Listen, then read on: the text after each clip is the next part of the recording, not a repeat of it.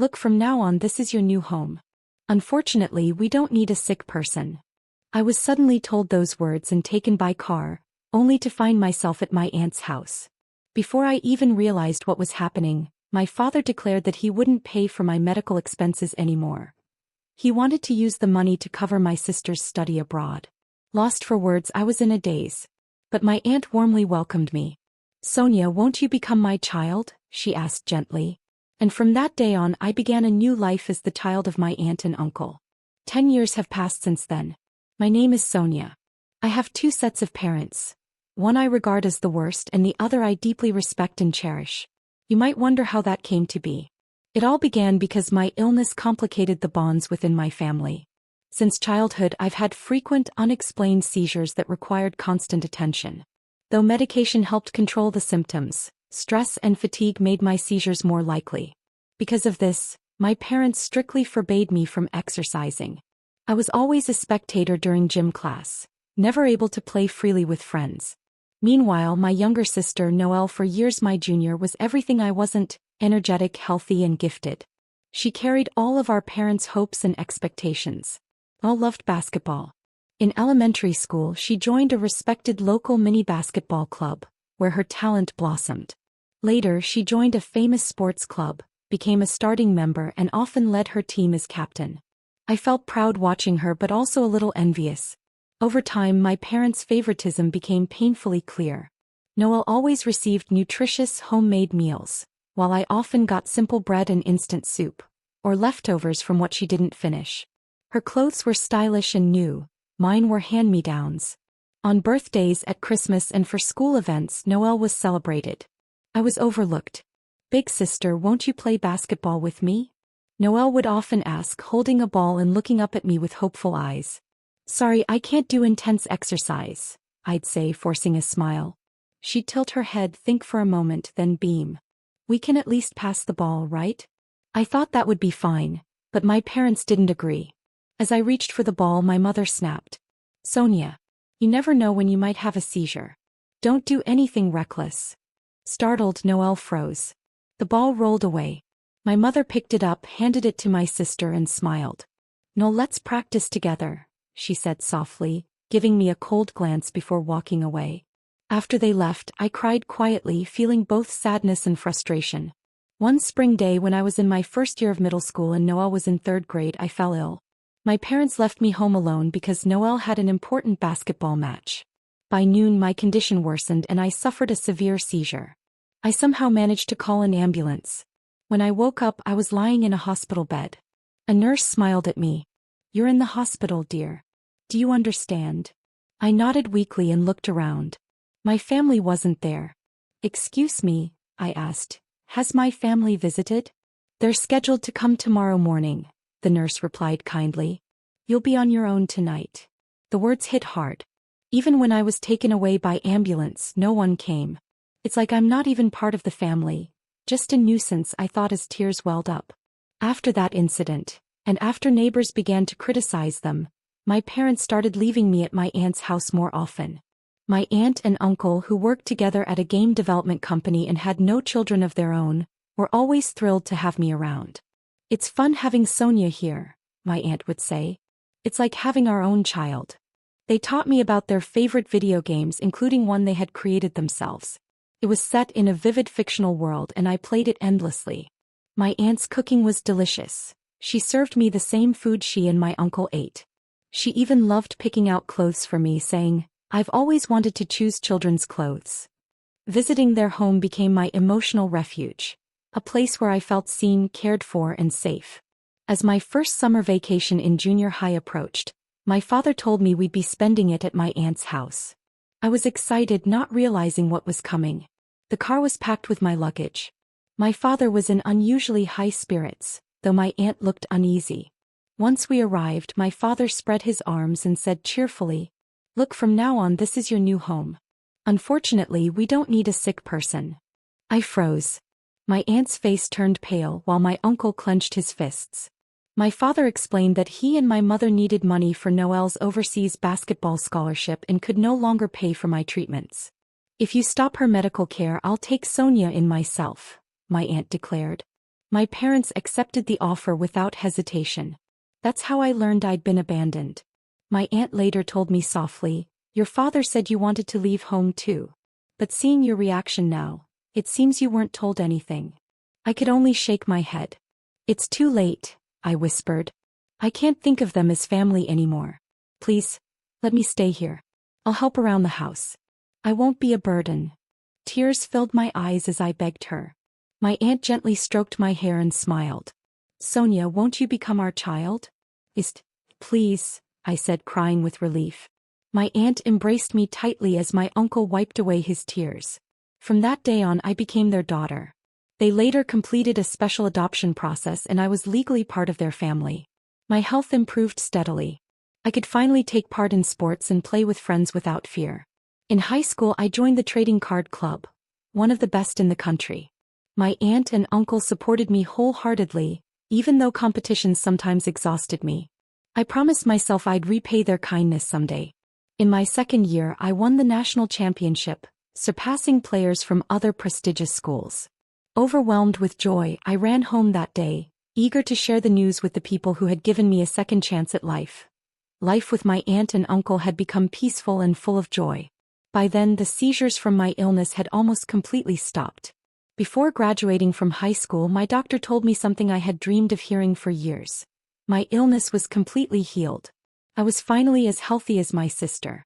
After high school, I continued competing in trading card tournaments, with my aunt and uncle always supporting me. Whenever I performed well, they celebrated my success as if it were their own.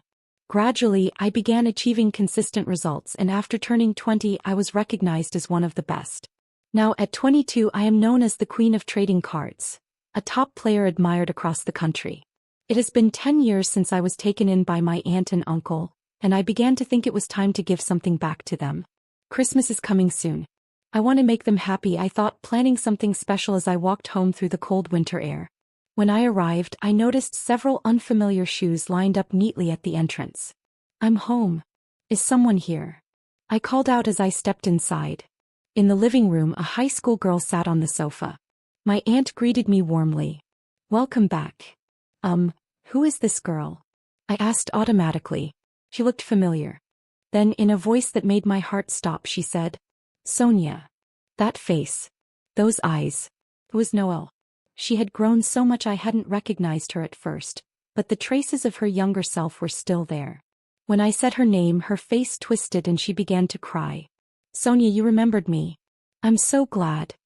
I was frozen, unsure how to react, until my aunt quietly explained, "Noelle ran away from home." "What?" I exclaimed, staring at my sister in shock. Noelle nodded, wiping away her tears. "Sonia, help me." Her trembling voice broke my heart. Then she began to tell me everything. When our father had driven me out years ago, Noelle had been devastated. She'd begged our parents, crying, "I'll quit basketball. Just let Big Sis come home." But our father had scolded her harshly.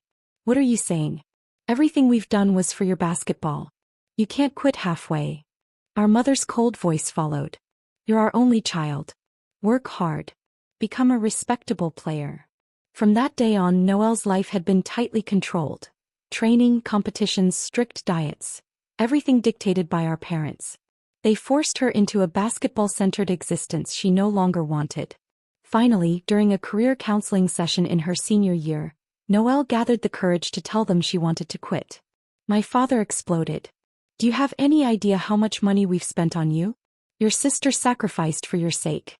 You're not allowed to stop until you go pro." Feeling trapped, Noelle ran away, straight to our aunt's house. I listened, speechless. While I had grown up freely in a loving home, my sister had been living as a prisoner to our parents' pride. "No, you've been through so much," I said quietly. "I didn't know. I'm so sorry."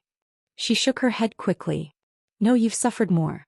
And now I'm the one asking for help. I'm really sorry." Her shoulders trembled as she spoke. I smiled through the ache in my chest.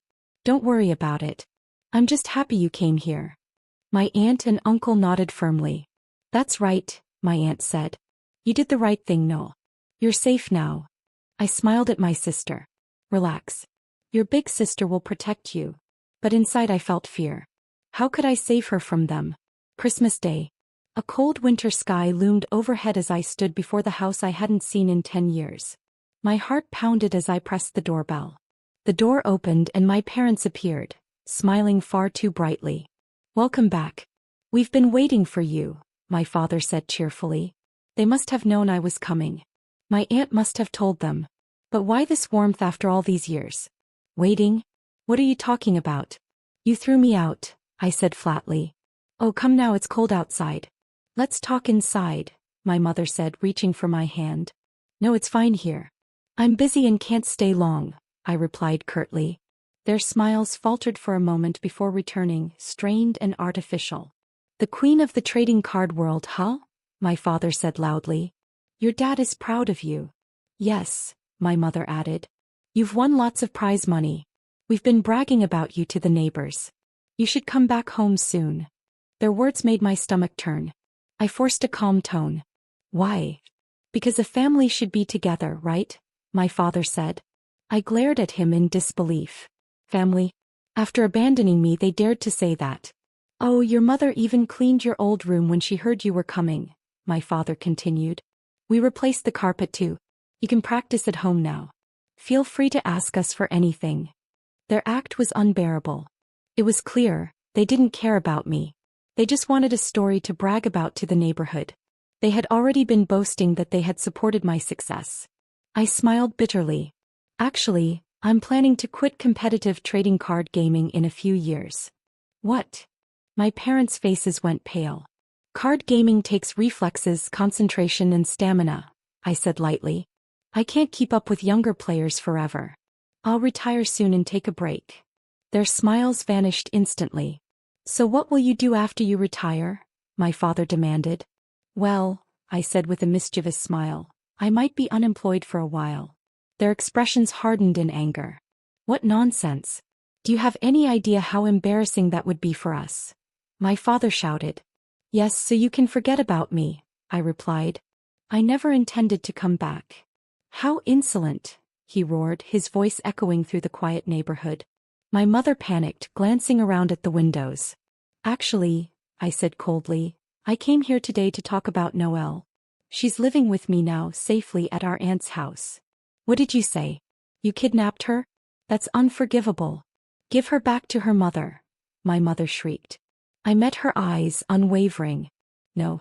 I have no intention of giving her back. Absolutely not. I'll take care of my sister. What are you talking about? I'll call the police, my father threatened. I already have, I said calmly. And I've spoken with child services, and a lawyer. You are the offenders here. Their faces twisted in disbelief. I've done my research, I continued firmly. Noelle is an adult now.